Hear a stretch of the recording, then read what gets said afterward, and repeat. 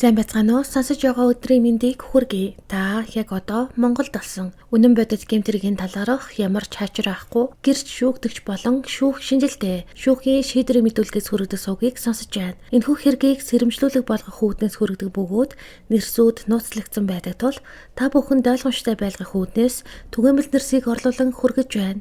Өнөөдрийн хэрэг маань 2018 онд хөдөө орон нутгад гарсан харамсалтай хэрэг байгаа бөгөөд та бүхэн хэрэгээ дуустал нь сонсорой гэж хүсье. Сугаа дэмжиж сонсдог бүх хүмүүстээ баярлалаа гэж хэлье. Та манай дараагийн дугаарыг сонсохыг хүсэх юм бол сувгтаа subscribe дарж нэгдэн хажууд нь хар хонхыг идэвхжүүлээрэй. Бичлэг таалагдаж байгаа бол бичлэгтээ лайк дараад өгөөрэй гэж хүсье. Ингээд шүүгдэгчийн хувийн мэдээлэл байгаагүй учраас бүгдээрээ шууд холбогдсон хэргийн талаар ярьж хэрэгээ эхлүүлцгээе. Шүүгдэгч алдраа нь 2018 оны 4-р сарын 26-наас 27-нд шилжигшүн хөдөө орон нутагт голын хажууд нутаглах эргэн урнаагийн малыг хулгайлахаар очоод цагдаа дуудлаа шүү гэж хэлснээс нь болж цамцаар нь хоолойг нь боож ухаан алдуулсны улмаас талигаачийг гэрт нь оруулан орон дээр нь хэвтүүлэн хэргийн ул мөрөө нуун далдлах зорилгоор гэрээг нь шатааж онц харгас хэрцгий аргаар хүний эрүүл мэнд ам бие болон эд хөрөнгөд хохирол учруулж алсан гэмт хэрэгт холбогдсон байна.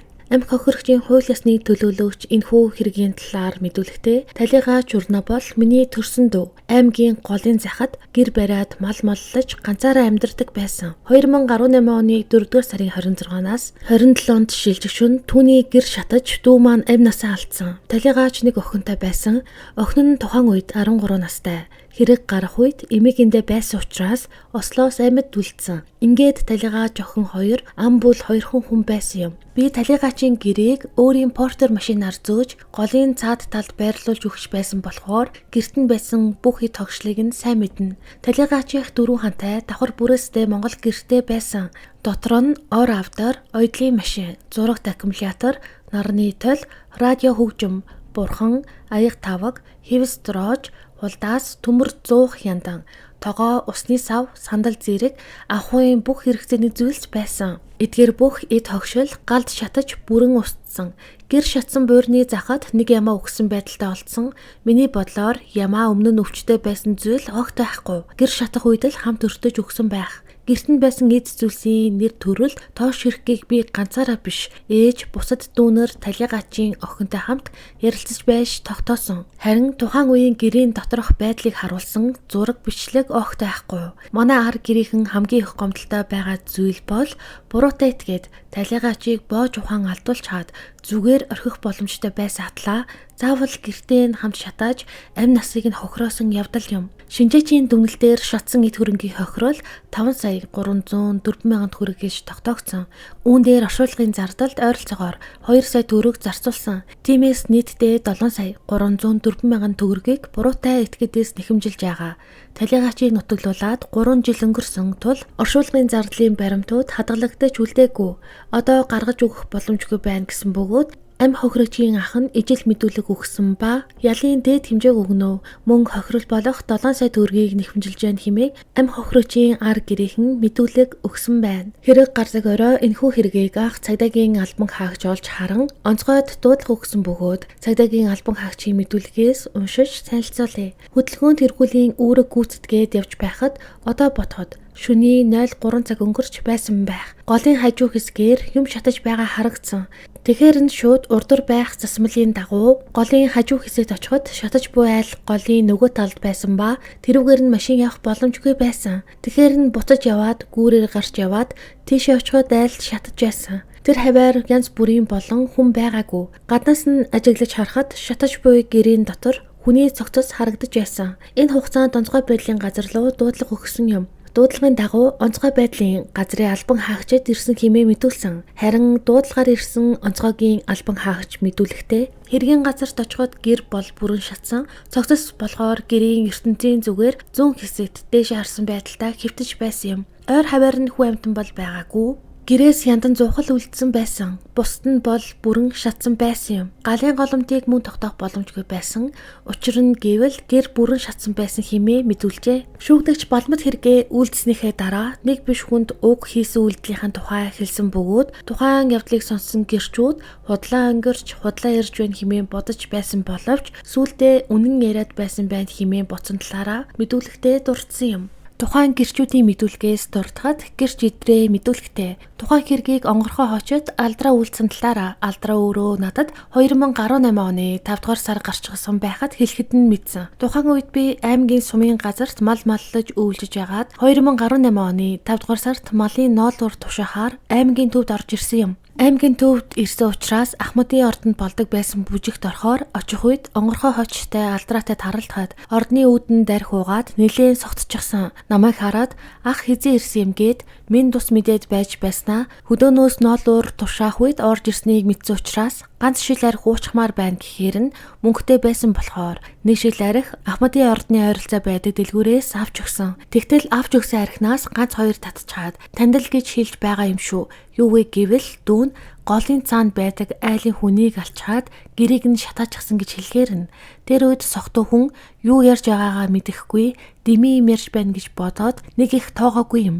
Тэгээд алдраа тухайн жилээ хулгайн хэрэгээр ял идэлж огт уулзаагүй байж байтал 2020 оны өдийд 4 сард санагдаж байна. Гэхдээ яг сар өдрөө санахгүй байна. Миний дугаар руу Mobicom-ийн утасны дугаараас залгаад нөгөө хүний хэрэг юу болж байгаа бол хүмүүс асууж сургалж байна уу гэхээр нь юу хэрэг вэ гэж лавлаж асуудал танд хэлж байсан хүн амны хэрэг гэж хэлэхээр нь согтуудаа ярьж байсныг нь санаад мэдээж байгаа юм алга. Чиний ярьсан зүйл чинь үнэн байсан юм уу гэхэд үнэн гэсэн хариу хэлээд надаас нэгж байвал явуулаарай гэхээр нь өдөө ажиллаж байсан учраас нэгжгүй байна хэмээн хэлээд уцаа салгасан. Түүнээс хойш алдраатай уулзаж тааралдаагүй мөн нэг удаагийн аймгийн төвд явж байтал хөгжим бүжгийн театрын ойролцоо Гамбаа гээд алдраагийн найзтай тааралдахад минь дус мэдэлцгээд надад алдраагийн талаар яриад цаадах чинь голын цаанд байдаг хүнийг алчсан гэдгээ надад хэлсэн гэхээр нь надад бас хүү алсан гэж хэлсэн. Ягаад тэгсэн юм бол би итгэхгүй байсан юм гэсэн зүйл ярьсан. Тэр үеэс алдраагийн ял эзэлж байгаа хэргийнхэн талаар асуухад надад хүн алсан талаар нь хэлсэн. Ягаад хүн алж гэрийг нь шатаах босны талаар хэлээгүй хэмээн мэдүүлэг өгсөн.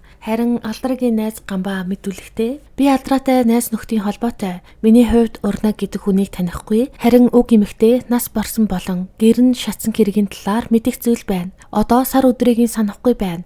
Би 2018 онд нутгийн анх болох Цагдаагийн хүний голын захад байх борлон болон адууг нь тижээж өгдөг байсан юм.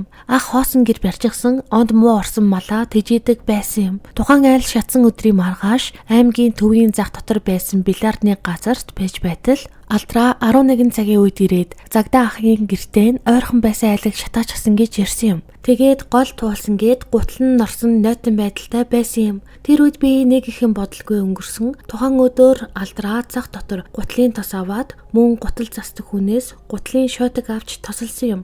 Тэгтэл 3-4 хоногийн дараа Цагдаа ахтай уулзахад манай урд байдаг айлын гэр шатаж дотор нь байсан хүнээс барсан гин. Цагдаа нар тэр хаваар яваад байна. Чи тэр хаваар яваагүй биз гэхээр нь би яваагүй надад хамаагүй гэдгээ хэлсэн. Гэхдээ алдрааг гэр шатаасан гэдгийг нь хэлээгүй. Алдрааг худлаа ярьж надад томорч байна гэж бодсон юм. Түүнээс хойш удалгүй алдраа өдрийн цагаар хулгай хийж хоригдоод түүнээс хойш бид хоёр уулзаагүй байна. Түүнээс хойш би төвд хөгжимд бүжгийн театрын орчимд идрээтэй таарч ойр зургийн яриад алдраагийн талаар ярьж байхад айлд шатааж гэрээ эзнийг нь алсан хэргийн талаар мөн мэдэж байсан ч бас л алдрааг худлаа ярьж байгаа байх гэж бодсон юм байна лээ. Бид хоёр уулзаад алдрааг үнэхээр гэр шатааж хүн алсан хэрэг хийсэн юм байна гэдгийг нь мэдсэн. Надад бол хэлээгүй харин идрээд хэлэхдээ хулгай хийхээр гэрт нь очиход гэрт нь хүн байж таарад цагдаа дуудна гэхээр нь боож алаад гэрийг нь шатаасан гэж ярьсан байсан. Манай эгчийн том хүүхэд бид 2-оос 3 жил арх уусан юм. Мөн алдрааг таньдаг 2 залуу байсан юм. Тэгээд тухайн өдөр арх ууж байгаад оройн нь Ахмадын ордон орж бүжиг үзэж байгаад 22 цаг өнгөрч байхад гарч манайх руу алдраа бит 2 очисон юм. Тэр үед манай ээж амьд сэрүүн байсан бөгөөд ээжийн хажууд алдраа голын урагшаа явж хідэн борлонгийн гизийг нь савнаж ноолуурыг нь авъя гэхэд манай ээж дургуцэж намайг явуулаагүй юм. Тэгтэл алдраа би явлаа гэж хэлээд явсан. Харин маргааш нь зах дээр таарахад гэр шатсан гэж хэлсэн юм. Тэр нь сүүлдээ хүү амны хэрэг болж таарсан. Шатаж нас барсан эмэгтэй гэр ахын барьсан гэрээс 1 км зайд хүрэхгүй зайд байсан хэмээн мэдүүлсэн. Мөн өөр нэг найз болох гэрч оюунагийн мэдүүлгээс та бүхэнд хүргэе. Алdraаг хоригдохоос өмнө манай нөхөр баяраа бит хоёр уулзсан бөгөөд би алдраагаас юу хүн амны хэрэг чи хүн алсан юм уу гэхэд тэрээр би хүн алчихсан гэж хэлсэн. Өөр зүйл надад хэлээгүй. Алдраа нь 2018 оны 4-р сард хаагуур юу хийж явсныг нь үнэндээ мэдэхгүй байна. Ямар ч байсан хөдөө гэртээ болон аймгийн төвийн гэрт зол байгаагүй. Хаа нэгтээ тэрнээд явж байсан байх. Түүний өмчлөлд ямар нэгэн хөрөнгө байхгүй хэмээн мэдүүлжээ. Тухайн аимшигт хэрэг явдал болохоос өмнө амь хохирогчийн гэрээр нэгэн гэрч дайран гарч явсан бөгөөд тухайн гэрч мэдүүлэхдээ 2018 оны 4-р сарын 26-ны өдрийн орой би аймгийн голын ирэг дээр байх Шатсан гэх айлаар орой 22 цагийн үед ороход нэг эмэгтэй ганцаараа зурагт үзэж сууж байгаар нь би тэнэглэгчийг нь авчирч чадаагүй маргааш өрөө авчирч өгье гэж хэлсэн бөгөөд энэ мэдүүлгээр эмэгтэй 22 цаг хүртэл ямар ч асуудал байхгүй гэртээ ганцаараа байж байсны нотлолгоо юм. Шүүгдэгчийн аав ээж хоёр 1997 онд аль биесээр салсан байдаг. Тэр цагаас хойш шүүгдэгч нь эцэг гэхээсээ тусдаа бүрэн бус гэр бүлийн орчинд өссөн байна. Шүүгдэгчийн аав мэдүүлэг өгсөн бөгөөд тухайн мэдүүлгээс нь уншиж хүрэхэд миний хувьд алдраагийн ээжтэй гэр бүл болж амьдарч байгаад 1997 оны үед салцгаасан. Тухайн үед бид хоёр хүү охин хоёртой байсан бөгөөд би охиноо аваад хүү алdraаг ээж нь аваад салсан. Бид хоёрыг салах үед алдраа нэг настай байсан санагдаж байна. Тэгээд дараа нь өөр хүнтэй гэр бүл болж түүний их чинь алdraаг өргөж авсан юм байна лээ. Алдраа надтай хөндий бараг уулзаад байдаггүй. Хаа нэг тааралдаад өнгөрдөг. Тэрээр намайг төрсөн эцгээ гэж мэддэг. Миний хувьд алдраатай багаас нь хамт байгаагүй. Уулзаж уулзраад байдаггүй болохоор түүний зан аашны талаар үнэндээ мэдэхгүй байна. Тэгээд алдраа надаас их хөндөй байдаг юм. 2018 онд санагдаж байна. Надад алдраа нь хулгайн хэрэгт холбогдоод ял аваад явсан гэж ярьж байсан. Өөрөөр алдрааг ингээд тэгээд гэж ярьж байгаагүй гэсэн мэдүүлгийг өгсөн. Энэ мэдүүлгээс харахад шүүгдэж алдраа нь 1997 онд 1 настай байсан бол 2018 онд буюу хэрэг хийх үедээ 22 настай байсан болж таарч байгаа юм. Энэ мэдүүлгээс шүүгдэгчийн арга гэрийн амьдрал болон шүүгдэгчийн нас нь тодорхой харагдаж байна. Шинжээчимчийн мөрдөн байцаалтын шатанд өгсөн мэдүүлэгт урнагийн цогцоос нас барсан шалтгаан болон бусад асуудлыг тогтоох зорилгоор шүүх эмнэлгийн задлан шинжилгээний хариуг сонсцгооё. Шинжилгээний явцад цагаан мөгөөрсөн хоолойд хар саарал өнгийн их хэмжээний тортогны агуулмжтай нийт эргэтнүүд тод улаан ягаан өнгөтэй цус шингэн төлөв байдалтай байсан. Химийн шинжилгээнд авсан цусны дээжийн хариунд спиртийн агуулмж илрээгүй. Угаарын хий 53% илрэлттэй байсан. Үүнээс дүгнэж харахад талигаа журнаа нь амьд байх үедээ утаагаар амьсгалсан мөн цусанд угаарын хий 53%-аар илэрсэн нь угаарынхийн хурц хордлогоны улмаас нас барсан гэж дүгнэж байна. Хэрв талигаа журнаа нь гэр шатгаас өмнө ямар нэгэн байдлаар нас барсан бол угаарын хийн хордлогоны шинж тэмдэг илрэхгүй. Талигаачийн цогцсны нүүр гавлын орой хэсгийн яснууд шатаж үгүй болсон. Би нийт гадаргуу шатаж нүүрсчин хар саарал өнгөтэй болж дүр төрхийг нь тогтоох аргагүй болсон. Химийн шинжилгээний хариунд талигаачийн цусанд спиртийн агуулмж илрээгүй.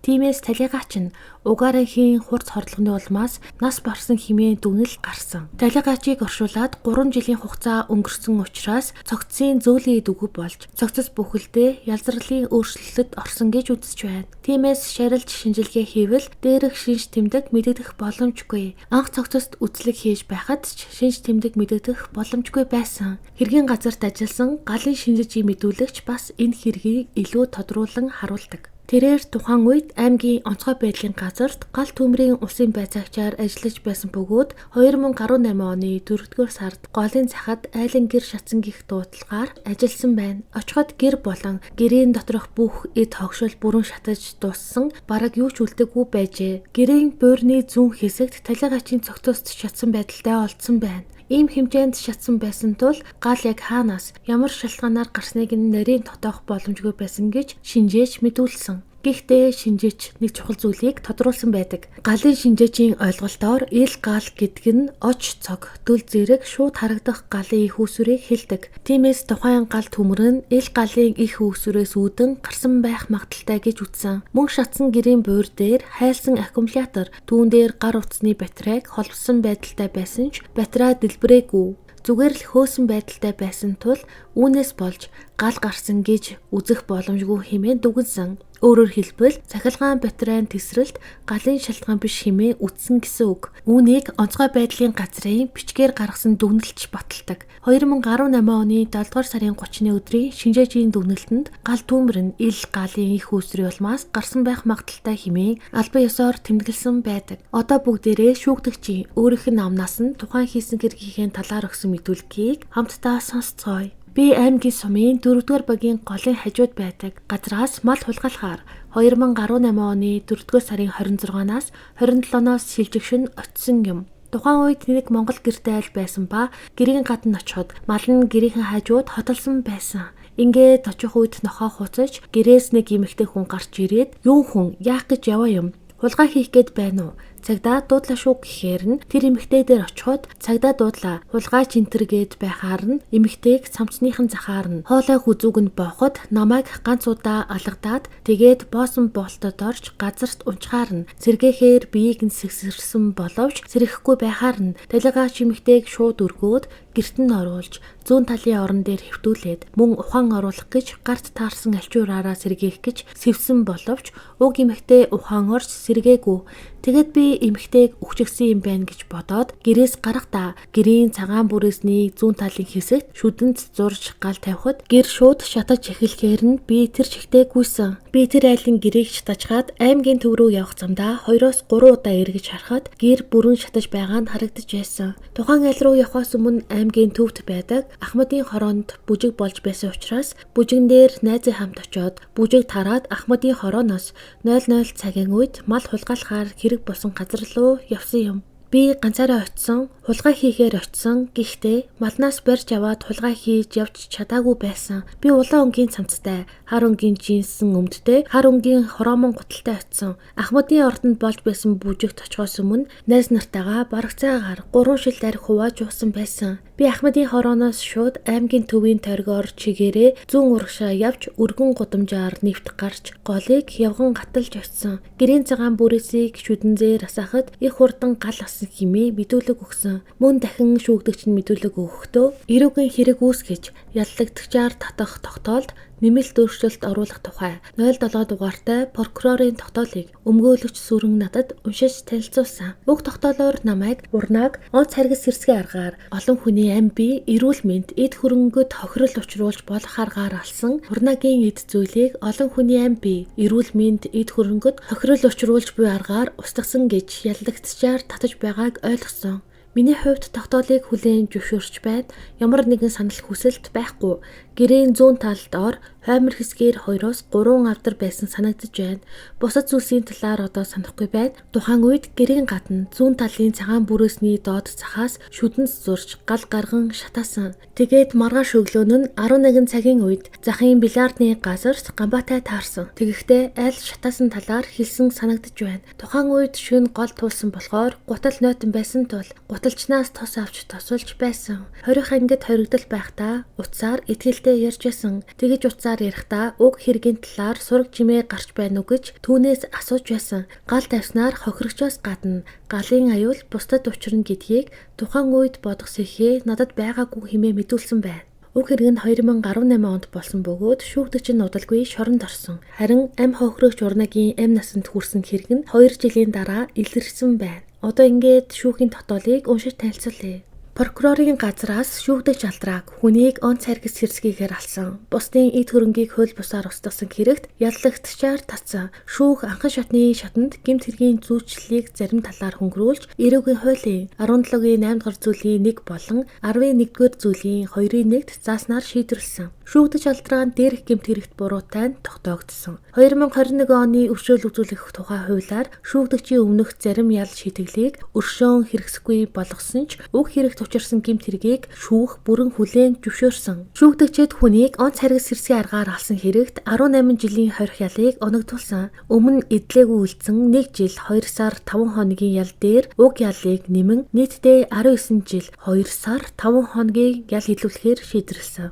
Энэ ялыг хаал хаалттай хорих ангид эдлэхээр болсон байна. Шүүгдэгчийн цагдаа хоригдсон 150 хоногийг ялдан тооцсон. Хохирогчдод учирсан эд хөрөнгийн хохирлыг нүхэн төлөвлөх үүднээс шүүгдэгчээс 5 сая 304 мянган төгрөг гаргуулж олгохоор тогтсон. Оршуулгын зардлыг хохирогч нотолж иргэний шүүхэд дахин нэхэмжлэх эрхтэй. Хэрэгт эд мөрийн баримтаар хураагдсан төмөр замгийн төвжээг хуулийн шийдвэр хүчин төгөлдөр болох үед ус захыг шүүх даалгав. Шүүгдэгчийн мөрдөн шалгах явцад төгсөн мэдүүлэг, гэрчийн мэдүүлэг болон бусад нотлох баримтыг хэрэгт авсаргасан. Шүүгдэгч цагдаа хорих, таслан сэргийлэх арга хэмжээ хэвээр үргэлжлүүлж, ял эдлэх хугацааг 2021 оны 9-р сарын 8-наас эхлэн тоолохоор болсон байна. Хулгай хийх гэж очоод хүний алтан амь насыг бүрэлгээд юу ч болоогүй мэт хүмүүст би алсан гэд хээв нэг яриад явж байсан. Уг хэрэгээсээ удалгүй хулгайн хэрэгээр шоронд ял эдэлж байгаад тухайн балмад этгээдийн үйлцэн хэрэг нь 2021 он гэхэд бүгд ил болж 2021 оны 9-р сарын 8-наас эхлэн